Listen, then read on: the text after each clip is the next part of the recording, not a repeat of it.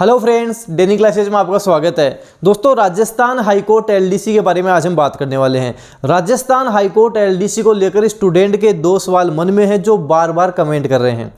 पहला सवाल है कि सर टोटल फॉर्म कितने लगे हैं, और दूसरा सवाल जो बार बार पूछ रहे हैं कि सर अगर पेपर हार्ड आ गया तो हमें क्या करना है।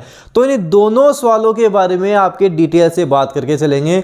सारा सब कुछ सारी गणित में आपको बता के चलूँगा। कंपटीशन कितना है, आप सिलेक्ट हो सकते हो या नहीं हो सकते, इसके बारे में भी हम बात करके चलेंगे। और दोस्तों, आपके राजस्थान हाईकोर्ट एलडीसी का कोर्स अब तो केवल बेसिक प्राइस पर आपको डेनियल क्लासेस की ऐप पर मिल जाएगा। राजस्थान हाईकोर्ट एलडीसी की टेस्ट सीरीज भी मिलेंगी, 20 टेस्ट मिलेंगे। टेस्ट आप डेनियल क्लासेस की ऐप पर दे सकते हो, सॉल्यूशन उनका यूट्यूब पे भी करवाया जाएगा। मैंने जब टेस्ट बनाए थे तभी मैंने बोला था ये जो टेस्ट हैं, जब आपका एग्जाम आएगा तब इनका सॉल्यूशन मैं यूट्यूब पे भी करवाऊंगा। और जो मेरी बोली हुई बात है वही मैं करवा रहा हूं, इनका सॉल्यूशन यूट्यूब पे भी मैं करवा रहा हूं। तो आपको टेस्ट मिल जाएंगे, संपूर्ण राजस्थान जीके की क्लासेज मिल जाएंगी, हिंदी की टेस्ट सीरीज, इंग्लिश की टेस्ट सीरीज। आप डेनियल क्लासेस की ऐप पर जाकर संपूर्ण पैकेज भी ले सकते हैं, कोर्स भी ले सकते हैं। नाम मात्र की प्राइस पर आपको यहाँ पे सारा सब कुछ मिल जाएगा। तो चलिए दोस्तों, आपके राजस्थान हाईकोर्ट एलडीसी के बारे में बात करते हैं। सबसे पहला सवाल जो स्टूडेंट बार बार पूछ रहे हैं, सर टोटल फॉर्म कितने लगे हैं, पेपर किस तरह का आएगा, सिलेक्शन होगा या नहीं होगा, कितनी मेहनत करनी पड़ेगी। तो सबसे पहले फॉर्म के बारे में बात करेंगे। दोस्तों, जो इसमें लगभग जो टोटल आपके फॉर्म लगे हैं वो 10 लाख के आसपास लगे हैं। तो आप मान सकते हो 10 लाख फॉर्म लगे हैं। अब स्टूडेंट सोचते हैं कि 10 लाख तो फॉर्म भरे गए हैं, वैकेंसी लगभग 1700 के आसपास है, 10 लाख केवल 1700, किस तरह से हमारा सिलेक्शन होगा, सिलेक्शन होगा भी नहीं होगा, क्या होगा। दोस्तों, मैं आपको बता दूं 10 लाख फॉर्म भरे गए हैं। जो स्टूडेंट एग्जाम देंगे, केवल आप ध्यान रखना 6 से 7 लाख स्टूडेंट एग्जाम देंगे। लगभग आप अगर मान के चलो, एवरेज मान के चलो तो 6.5-7 लाख मान सकते हो, इतने ही स्टूडेंट होंगे जो एग्जाम देंगे। अभी तक तो मैंने एग्जाम देने की बात बताई है, सिलेक्शन का भी बताऊंगा, कितने स्टूडेंट पढ़ेंगे, सारा सब कुछ बताऊंगा।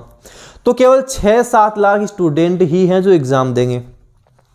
उसके बाद में हम बात करेंगे, ज़्यादातर स्टूडेंट ऐसे हैं जो अपना लक आजमा रहे हैं कि क्या पता पेपर दूं, तुक्का लग जाए, सिलेक्शन मेरा हो जाए। ज़्यादातर स्टूडेंट यहाँ पर ऐसे भी हैं। और ऐसे स्टूडेंटों को हम बात करें तो लगभग 2 से 3 लाख स्टूडेंट को आप ऐसे मिल जाएंगे जो अपना लक आजमा रहे हैं कि क्या पता सिलेक्शन हमारा हो जाए, तुक्का मार के देख लेते हैं। बची बात 4 लाख स्टूडेंट की। 4 लाख स्टूडेंट में भी मैं आपको बताऊं 3 लाख स्टूडेंट ऐसे होंगे जो बेसिक तैयारी करके जाएंगे। बेसिक तैयारी का क्या मतलब होता है कि कंपटीशन नहीं होगा इतना, टाइपिंग देख लेंगे, बाद में देख लेंगे, पहले थोड़ी बहुत तैयारी कर लेते हैं, पेपर दे लेते हैं, घर वाले पीछे पड़े हैं, पेपर दे लेते हैं, थोड़ी बहुत तो पढ़ाई कर लेते हैं। ज़्यादातर स्टूडेंट ऐसे हैं। लास्ट के जो 1 लाख स्टूडेंट बचते हैं उनमें कंपटीशन रहता है। लास्ट के जो 1 लाख स्टूडेंट बचते हैं उनमें कंपटीशन रहता है। अब वहाँ भी देखो क्या रहता है, किसी की इंग्लिश अच्छी होगी, किसी की हिंदी अच्छी होगी, किसी का जीके अच्छा होगा। कोई इंग्लिश में कम लाएगा, कोई हिंदी में कम लाएगा, कोई जीके में कम लाएगा।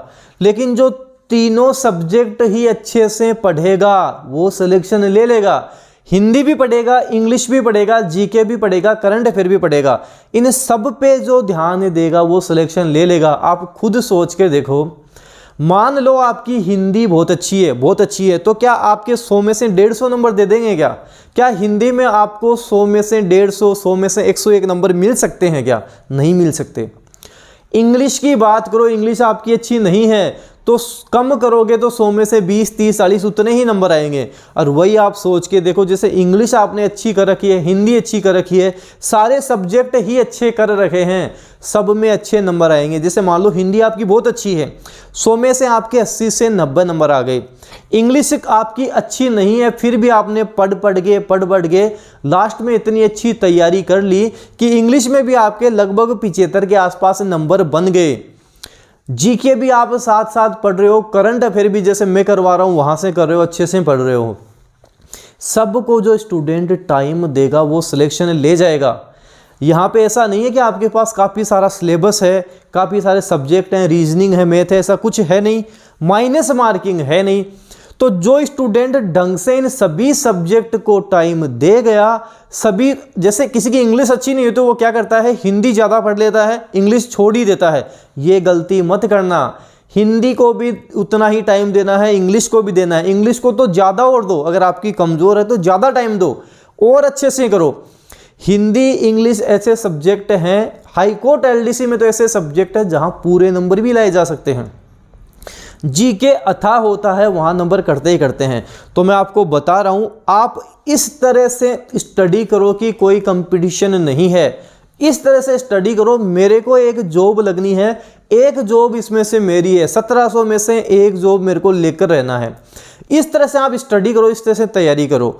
Hindi English GK current affair सारा सब कुछ ही मेरे को पढ़ना है। और एक और बात मैं आपको और बता दूं, इस टाइम जितना हो सके टेस्ट भी देना है, ओएमआर शीट लेकर आनी है। टेस्ट ओएमआर शीट पर ही देना है, उससे आप एग्ज़ाम में गलतियां नहीं करोगे, एग्ज़ाम आपका सही जाएगा।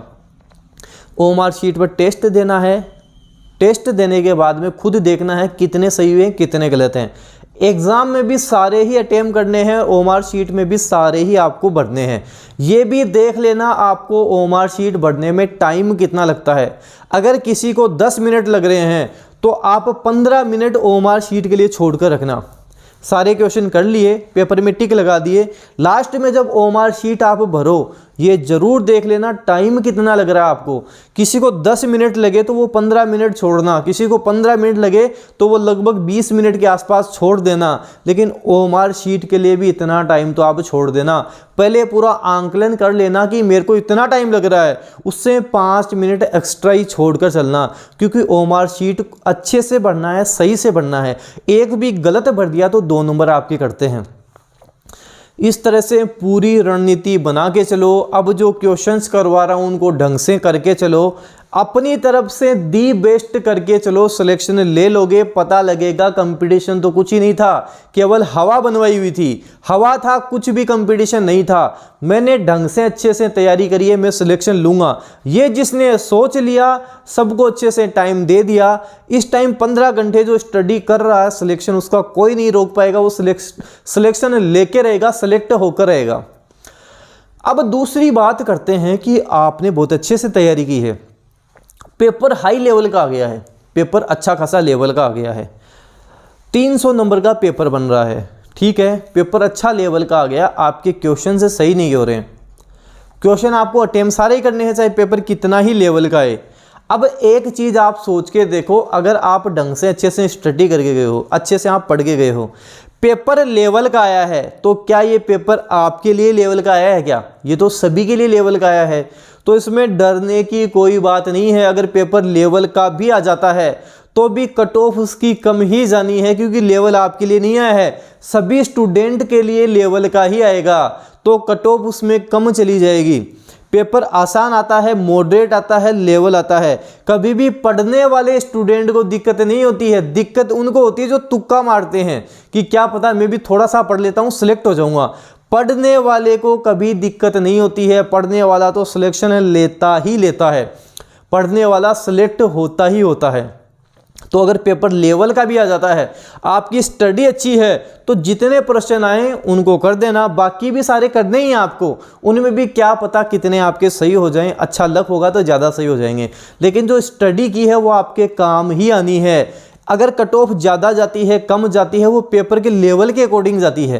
पेपर का जिस तरह का लेवल आएगा वैसे ही कट ऑफ जाएगी, तो डरने की कोई बात नहीं है। लेवल का भी आता है पेपर, तो भी आपको जो आए वो करके आना है, जो नहीं आए उनको भी करके आना है। उसके बाद में कट ऑफ कम चल जाएगी, डरने की कोई बात नहीं है। आप अच्छे से स्टडी करके गए हो तो आप तो सिलेक्ट हो गई। थोड़ी सी टाइपिंग की मैं बात करूँ, अभी आप टाइपिंग कर लो। 1 तारीख के बाद में अगर जो स्टूडेंट टाइपिंग करें वो छोड़ देना, 1 से लेकर 13 तक आपको टाइपिंग नहीं करनी है। पेपर के बाद में आप टाइपिंग कर लेना। 1 से लेकर 13 तक केवल आपको पेपर को ही टाइम देना है। 1 मार्च से 13 मार्च तक जितना हो सके पेपर को टाइम देना, टाइपिंग बिल्कुल छोड़ देना, 13 दिन बिल्कुल भी छोड़ देना। उस टाइम केवल पेपर को टाइम देना है। जो आधा 1 घंटा टाइपिंग को देते थे उसमें भी आपको पेपर को, सिलेबस को और ज़्यादा खींचो, जितना ज़्यादा हो सके एक्स्ट्रा फैक्ट हैं, जो भी चीज़ें हैं जितना ज़्यादा हो सके और याद करो। जैसे मैंने 100 पर्यायवाची शब्द करवा दिए, किसी ने अलग से 50 और याद कर लिए, तो उसके कोई नुकसान होगा क्या? कहीं ना कहीं उसके भी फायदा ही होगा। तो इस तरह से आप करो और टारगेट बड़ा कर दो। अब इस समय जितना ज़्यादा पढ़ लोगे सिलेक्शन के चांसेस उतने ज़्यादा बढ़ जाएंगे। यहाँ पे पेपर क्लियर करना है, टाइपिंग में अच्छे नंबर लाने हैं, सिलेक्शन ले लोगे, सेलेक्ट हो जाओगे। तो इस तरह की रणनीति रखनी है, डरने की कोई बात नहीं है। आप अच्छे से पढ़ोगे, आप सिलेक्शन लोगे।